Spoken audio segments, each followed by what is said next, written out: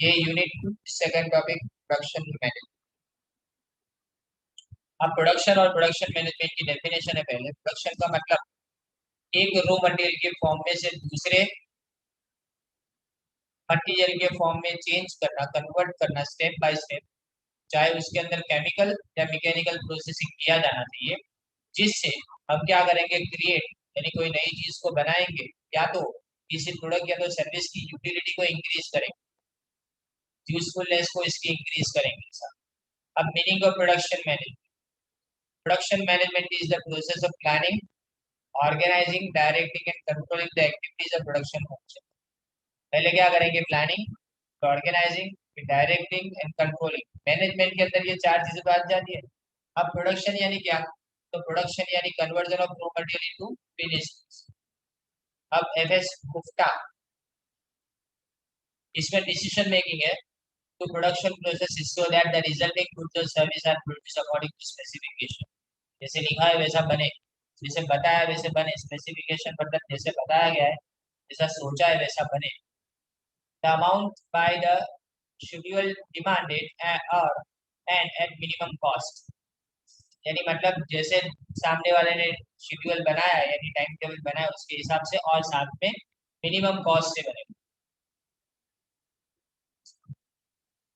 This in definition indicates the following important aspects of production management. एक तो ये एक डिसीजन मेकिंग फंक्शन है, और इसमें प्रोडक्शन प्रोसेस आता है, मतलब रॉ मटेरियल को फिनिश गुड्स पे पहुंचाने तक जितनी भी चीजें आती है वो सब इसमें included.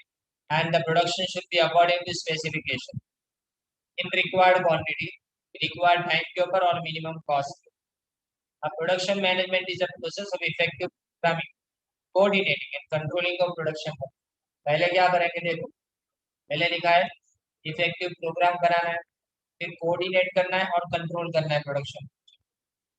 Now, discuss the scope of production management. Major two areas of production management requiring two different types of managerial decision. भाई तो पहले देखो प्रोडक्शन प्लानिंग एंड डेवलपमेंट।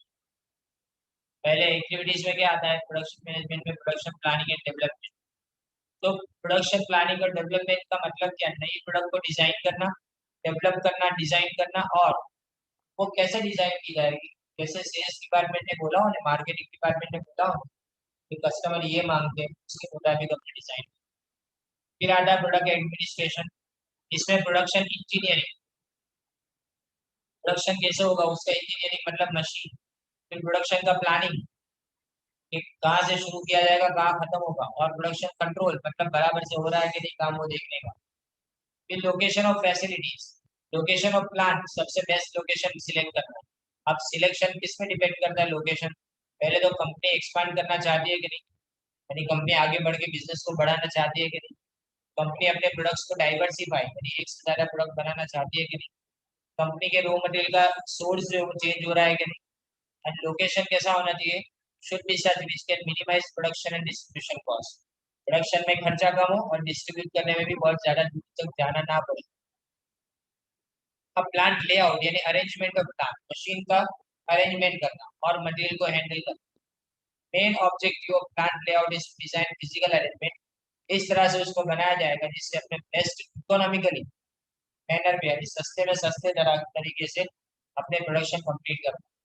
तो जेम्स मूर ने बताया plant layout is a plan of an optimum arrangement of facilities, best arrangement facilities का करना है, including personal, operating equipment, storage space, material handling equipment and all other supporting service.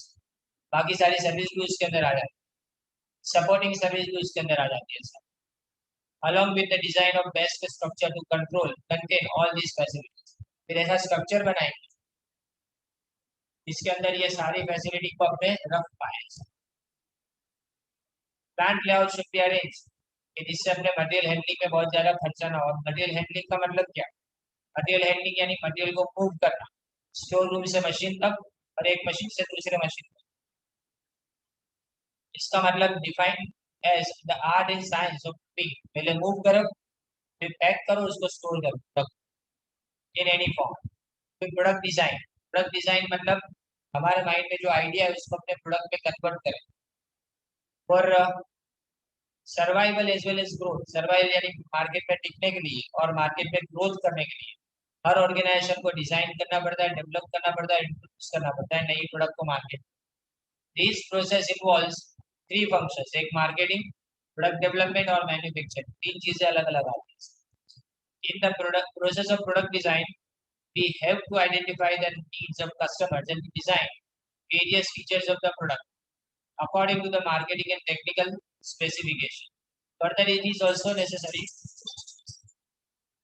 to select the production process. यानी हमारे लिए ये भी जरूरी है कि हम कौन से प्रोसेस से आगे बढ़े। तो प्रोसेस की अगर प्रोडक्ट डिजाइन की अपने बात करें तो प्रोडक्ट डिजाइन में जैसे बताया कि अपने आइडिया को किस में कन्वर्ट करते हैं, प्रोडक्ट में कन्वर्ट। इसमें तीन फंक्शंस आते हैं, मार्केटिंग, प्रोडक्ट का डेवलपमेंट और मैन्युफैक्चरिंग। मार्केटिंग क्यों? कि पहले तो पता करो कौन सी प्रोडक्ट कंज्यूमर चाहते हैं, फिर दूसरा उस प्रोडक्ट को डेवलप करो और लास्ट में उसको manufacture. In the process of product design we have to identify the needs of customers. पहले तो कस्टमर की जरूरत, फिर उसके फीचर्स डिजाइन करेंगे प्रोडक्ट के, और उसके बाद में टेक्निकल स्पेसिफिकेशन वो सब देख के उसको प्रोडक्शन प्रोसेस में डालें। फिर प्रोडक्ट प्रोसेस डिजाइन, प्रोसेस यानी अपने रॉ मटेरियल से फिनिश गुड में कैसे उसको भेजेंगे वो देखना है। इसमें कौन सा प्रोसेस सिलेक्ट करना है, टेक्नोलॉजी, मशीन और इक्विपमेंट कौन सा सिलेक्ट करेंगे, प्रोसेस फ्लो एनालिसिस, पहला काम कौन सा, दूसरा काम कौन सा, वो, और लेआउट ऑफ फैसिलिटी यानी मशीन्स कैसे रखे जाए। Process design includes analysis of the work, काम कैसे होगा उसका, और लास्ट में work selection of work station in the process. Work stations यानी कहाँ कहाँ पे काम होगा वो देख। फिर प्रोडक्शन प्लानिंग एंड कंट्रोल, ये प्लानिंग एंड पहले प्लानिंग का मतलब तो क्या, पहले प्रोडक्शन को एडवांस में डिसाइड करना, फिर रूट डिसाइड करेंगे कैसे अपने वो काम कंप्लीट करेंगे, फिर स्टार्टिंग एंड फिनिशिंग डेट हर आइटम की अपने डिसाइड करेंगे, तो production order to shop and follow up the progress of production according to orders. यानी जो ऑर्डर है उसके मुताबिक प्रोडक्शन चलाना चाहिए। Production planning means decide in advance various aspects of production activities. Production activities के अलग अलग एस्पेक्ट में हर चीज उसमें देखी जाती है। और कंट्रोल का मतलब एक्टिविटी स्टैंडर्ड्स के मुताबिक चल रही है कि नहीं वो चेक करना। और इसमें क्या क्या आता है देखो, पहले प्लानिंग, फिर राउटिंग यानी रूटिंग जिसको बोला जाता है, हकीकत रास्ता, शेड्यूल कौन से टाइम पे कौन सा काम होगा, फिर डिस्पैच करना, एंड लास्ट में फॉलो अप कर लेना। फॉलो अप यानी काम बराबर से हुआ है कि नहीं। Steps of production planning and control, तो पहले तो एडवांस में डिसाइड करते हैं कि क्या प्रोड्यूस करना है, कब प्रोड्यूस करना है, कैसे प्रोड्यूस करना है। फिर रूटिंग का मतलब रास्ता कि कैसे प्रोसेस चलेगा। शेड्यूलिंग का मतलब sequence of operation, her operation में कितना टाइम लगेगा और फिर कौन सी डेट पे वो। डिस्पैचिंग का मतलब give orders and instructions, starting the production as per plan. Plan के मुताबिक प्रोडक्शन को क्या करना है, अपने आगे बढ़ाना है। Follow up means report the daily progress of work, तो उसका तुम्हारा काम हुआ कि नहीं उसको चेक करना। एंड कॉजेज ऑफ डेविएशन, अगर कोई फर्क आता है काम के उसका कारण क्या तो देख। फिर क्वालिटी कंट्रोल मतलब क्वालिटी देखना कि क्वालिटी राइट है कि नहीं। फिर मटेरियल मैनेजमेंट आता है। मटेरियल मैनेजमेंट का मतलब मटेरियल जो है ना, क्वांटिटी और क्वालिटी दोनों में प्रॉपर होना चाहिए। बाहर से जो मटेरियल आता है उसकी बात करें, प्रॉपर टाइम पे मिलना चाहिए, कम से कम कॉस्ट के अंदर मिलना चाहिए।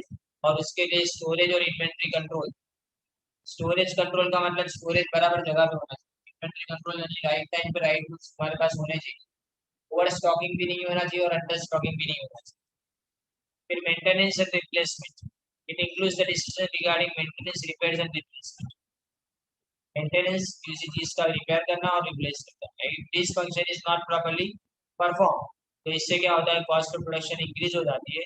बार बार मशीन बिगड़ेंगे, ब्रेक डाउन का मतलब, और ज्यादा से ज्यादा एक्सीडेंट। देखो लोकेशन से शुरू हुआ और ये सब चीजों को यहाँ पे आपने इंक्लूड किया है चार्ट में। अब ऑब्जेक्टिव क्या, प्रोडक्शन मैनेजमेंट। देखो सबसे पहले तो राइट क्वालिटी, प्रॉपर क्वालिटी मिलनी चाहिए। जो भी प्रोडक्ट या तो सर्विस अपने बेचते हैं उसकी राइट क्वालिटी का मतलब ये नहीं होता कि बेस्ट क्वालिटी मिले।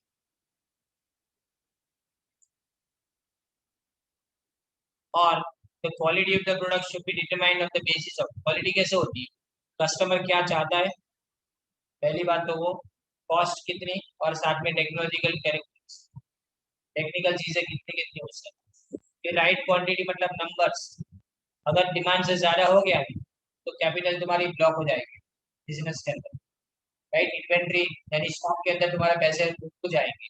और अगर लेस देन डिमांड तो शॉर्टेज ऑफ प्रोडक्ट और कंज्यूमर को राह देख के बैठने वाले नहीं है, भाग जाएंगे दूसरी प्रोडक्ट। राइट टाइम यानी राइट टाइम पे कुछ सर्विस अवेलेबल होनी चाहिए, और अगर डिले हुआ प्रोडक्शन के अंदर तो डिलीवरी टाइम पे नहीं की पाएगी।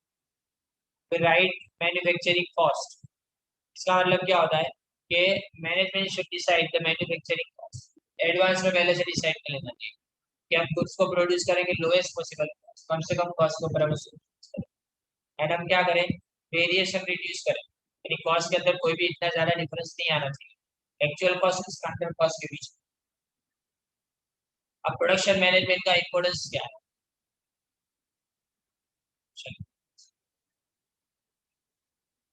सिस्टम सबसे लेंदी ये है, फिर मटेरियल मैनेजमेंट कंप्लीट कर लेते हैं production.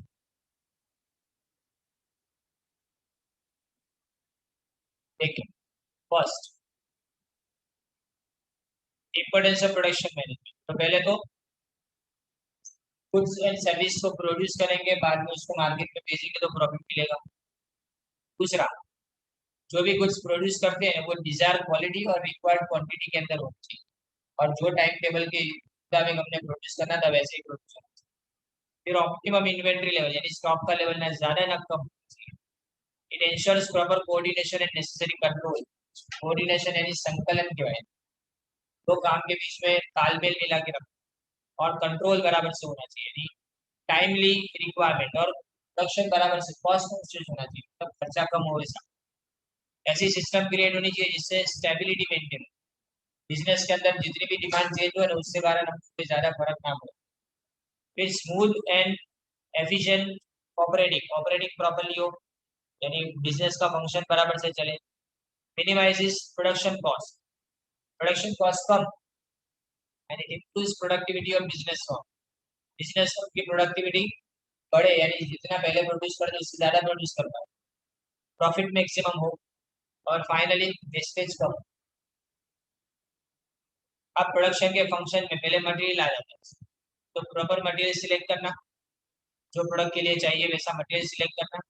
And to perform this function हमको क्या करना चाहिए, मटेरियल के बारे में हमको पता होना चाहिए, मटेरियल के कैरेक्टरिस्टिक्स के बारे में हमको पता होना चाहिए। Research on material is necessary to find out alternatives to satisfy the changing needs of the design of product and availability of material, material की अवेलेबिलिटी होनी चाहिए, बेस्ट अल्टरनेटिव मिलना चाहिए हमको, और हमारी जो डिजाइन प्रॉपर डिजाइन हमको करनी चाहिए। फिर मेथड की बात करें, this function includes following activities, find out the best method for process, सबसे बेस्ट मेथड प्रोसेस के अंदर से वो देखें, and to search such a method which is suitable, और ऐसे मेथड अपने ढूंढेंगे जो सबसे ज्यादा सुटेबल होता है। And to identify the sequence of process, one by one step by step sequence के अंदर। फिर machines and equipment, production manager has to select a suitable machinery and equipment for the production process. Further, he has to decide the maintenance policy and to design the proper plant layout.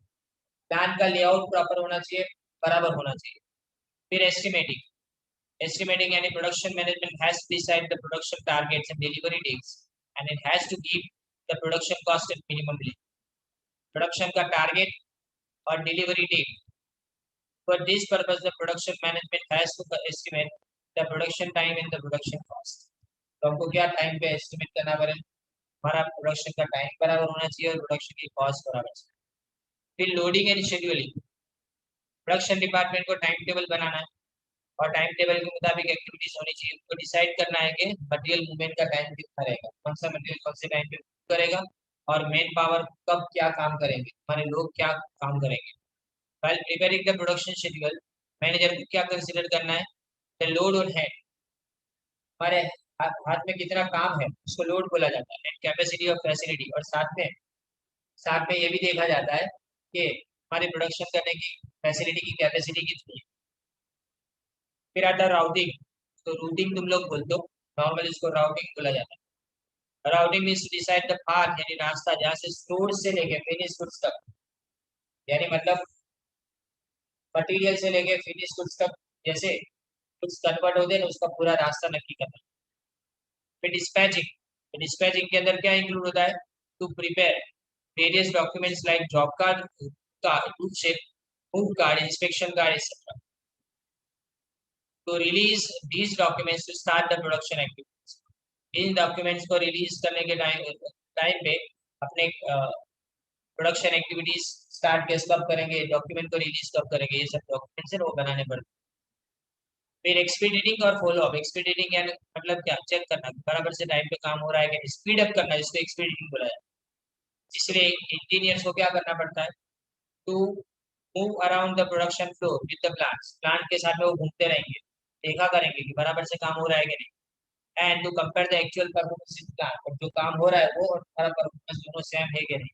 And finally management को feedback देना कि हाँ काम बराबर हो रहा है कि नहीं हो रहा है, उसका फीडबैक।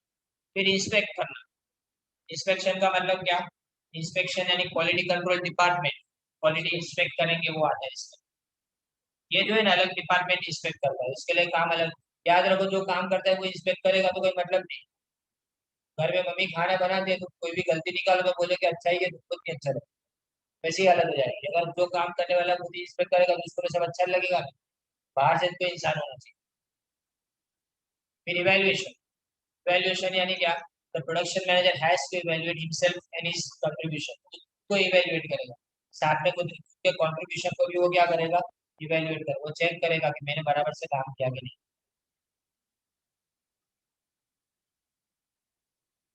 एक्सप्लेन,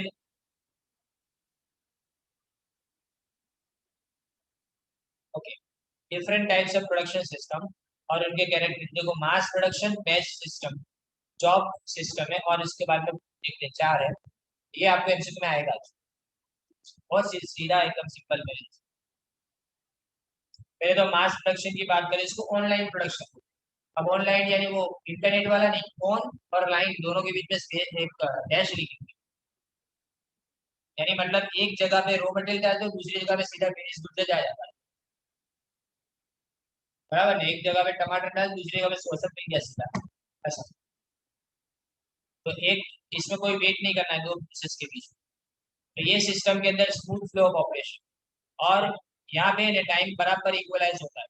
इसको कंट्रोल, इसका मेरिट है सबसे बड़ा क्या है पता है, इसको इजीली कंट्रोल किया जाता है, और बैच प्रोडक्शन की कंपैरिजन में सबसे ज्यादा इजी है, चीपर है। साथ में यहाँ पे एक डीमेरिट भी है, और डीमेरिट ये है कि अगर मशीन में बीच में एक जगह पे गलती हुई तो पूरा का पूरा बंद हो जाएगा काम, पूरा काम, होल प्रोसेस प्रोडक्शन का डिस्टर्ब हो जाएगा, एक भी जगह पे कोई भी मशीन के अंदर बीच में गड़बड़। देखो यहाँ पे कैसा है कि इनपुट डाला, ए प्रोसेस के अंदर 15 मिनट, बी प्रोसेस के अंदर भी 15 मिनट, पर चार अलग अलग जगह पे प्रोसेस होता है, 60 मिनट हो गई ना उसकी। फिर सी के अंदर भी 15 मिनट, पर तीन जगह पे प्रोसेस होता है तो 45। डी में भी 15 मिनट, लेकिन दो जगह पे प्रोडक्ट प्रोसेस होता है तो 30 मिनट, तो डायरेक्टली सीधा आउटपुट मिल जाएगा ऐसा। समझे ना, ये लार्ज स्केल प्रोडक्शन के लिए सबसे ज्यादा सूटेबल है। अब देखो बैच प्रोडक्शन सिस्टम, बैच में क्या होता है कि अलग अलग बैच से अपने उसको प्रोडक्शन करते हैं, फिर डिफरेंट वेराइटीज ऑफ अलग अलग गुड्स अपने प्रोड्यूस करते हैं, तब हमको बैच प्रोडक्शन की जरूरत पड़ती है। अब इसलिए ऐसा करते हैं कि कस्टमर अलग अलग ऑर्डर देते हैं, उसके मुताबिक हम काम करना पड़ता है। किसी को मटन बिरयानी चाहिए, किसी को चिकन बिरयानी चाहिए, तो बिरयानी बनाने का प्रोसेस तो सेम ही होता है, मसाले तो सेम ही पड़ते होंगे शायद, पता नहीं है, पर क्या चावल वावल तो सब सेम है, पर एक प्रोसेस से दूसरे प्रोसेस में जब जाएगा तो कुछ चीजें बदल जाएगी, तो इसलिए प्रोसेस अलग हो गया ना, इसके बैच के मुताबिक काम। तो तुम्हारे मुताबिक एग्जाम्पल देके समझाने की, batch production on large scale or small scale is about. For example, if a packing company wants to produce packing boxes for different companies, it will prefer batch production on small scale or large scale depending upon the size of orders received from different customers. This type of production is suitable for those industries where demand is limited or specific. In batch production system, similar machines, same function perform करने वाले machines हैं वो साथ में रख दिए जाते हैं, और they are placed in separate department. देखो ये देखो कैसा है, एक्स और वाई दो प्रोडक्ट बना, राइट। अब एक्स को है ना बी की जरूरत है लेकिन सी की जरूरत नहीं, जबकि वाई है ना उसको ए की जरूरत है, सी की जरूरत है, लेकिन उसको डी की जरूरत है। डी की जरूरत दोनों को ही है, और फाइनल प्रोडक्शन क्या निकलेगा, एक्स और वाई दोनों। समझे? तो एक प्रोडक्शन में क्या है, ए बी डी है और दूसरे प्रोडक्शन में ए सी डी है, इस तरह से पास हो। जॉब और unit production, in this type of production only one article is produced and it is not repeated in short term, इसको बार बार रिपीट नहीं किया जाता। the article is produced according to the specification of the customer, customer जो मांगे वैसा article produce किया जाता है। so where a change in order, there is a change in the product according each order, it becomes necessary to change the entire process and arrangement of machines। यानी एक को change करना, और job में क्या है, जॉब यानी मकान बनाना, हर कोई अलग अलग मांगेगा, हर किसी को कलर अलग चाहिए, बराबर के नहीं? तो ये जो अलग चाहिए उसके लिए फर्नीचर भी अलग अलग चाहिए हर जगह पर। ये सिस्टम सबसे ज्यादा कॉस्टली होती है, इसमें हर प्रोसेस के लिए अलग मशीन की जरूरत पड़ती है, इसकी वजह से। जबकि प्रोजेक्ट यानी क्या, प्रोजेक्ट यानी बड़ा बड़ा प्रोजेक्ट जो बनाते हैं ना, वो डैम बनाना वगैरह, एक प्रोजेक्ट एक ही तरह से। चलो फ्लैट बनाने में तो क्या है कि सब फ्लैट तो सेम बना दिए, फिर कलर अलग अलग है। पर ये प्रोजेक्ट में तो कैसा होता है कि पूरा का पूरा प्रोजेक्ट बदल जाता है, हर प्रोजेक्ट अलग होता है, हर प्रोजेक्ट में मैन पावर अलग, रिसोर्स अलग, फैसिलिटी अलग, सब अलग, राइट? अब लास्ट पॉइंट आज के लिए, तो देखो what are the various benefits of good production management.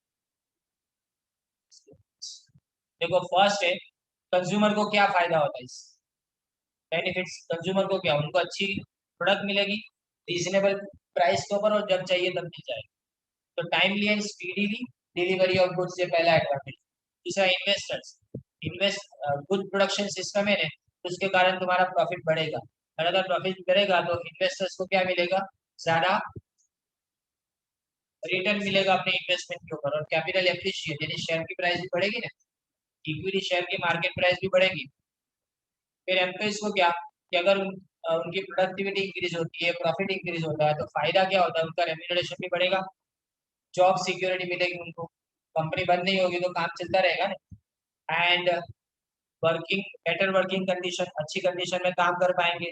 All this provide personal satisfaction to employees, अपने दिल में खुशी मिलेगी, हाँ हाँ हमारी कंपनी तो बहुत अच्छी है। फिर कम्युनिटी, यानी पूरे लोगों को क्या मिलेगा, when all the businesses are enjoying prosperity, good production management के कारण people are able to get benefits,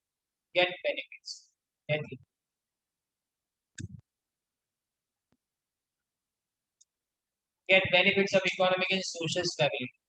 यानी समाज है ना स्टेबल हो जाएगा, अच्छी क्वालिटी चीजें अच्छे प्राइस में मिल जाए तो लोगों का स्टैंडर्ड ऑफ लिविंग बढ़ेगा ना, फिर चोरी वोरी नहीं करेंगे, ऐसा काम धंधा होगा सबके पास। इस सप्लायर्स को क्या, तो रो मटेरियल सप्लाई करना, कंपोनेंट है, service of better quality, small scale and large scale companies at reasonable rate, but that they are able to get regular time पे पेमेंट मिलता जाएगा। This promotes better relations among them, इससे अच्छा relation बनता है उनके बीच। Two nation, when all the industries have sound production management, the entire country can achieve security and prosperity। पूरी कंट्री में सिक्योरिटी बढ़ेगी, पूरी कंट्री में prosperity बढ़ेगी। due to good production management,